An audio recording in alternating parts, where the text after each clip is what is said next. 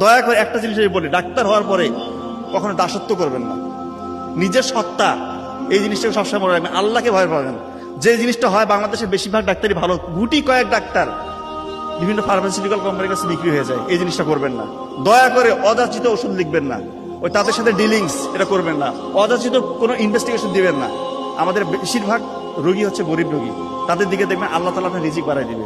এই কথাটা মনে রাখবেন। কখনো মনে করবেন যে এই যে আমি একটা ইনভেস্টিগেশন লিখে দেবেন এখান থেকে পার্সেন্টেজ পাবো, এই কাজটা করবেন না ভাই।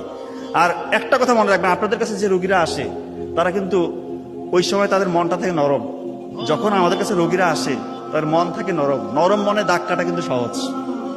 তো আপনি অ্যাজ এ মুসলিম, আমি এই অ্যাসপেক্ট থেকে যদি চিন্তা করি, আপনি যখন ওষুধটা লিখতেছেন, সকালের ওষুধটা যদি আপনি বলে দেন যে ফজরের নামাজের পর খাবেন, দুপুরেরটা জোহরের নামাজের পর খাবেন, রাতের ওষুধটা বলে এশার নামাজের পর খাবেন, ও কিন্তু মনে করবে যে নামাজের সাথে মনে একটা সম্পর্ক, আপনার দাওয়াতি কাজও কিন্তু হয়ে গেল। চিন্তা করেন, আপনি একই জিনিস সকালে ওষুধ এসে ফজরের পর খান, সে মনে করবে নামাজ পড়তে হবে, নামাজের সাথে সম্পর্ক আছে, আপনি দাওয়াতি কাজও হলো, সে তার আপনার ট্রিটমেন্টও হয়ে গেল ইনশাআল্লাহ।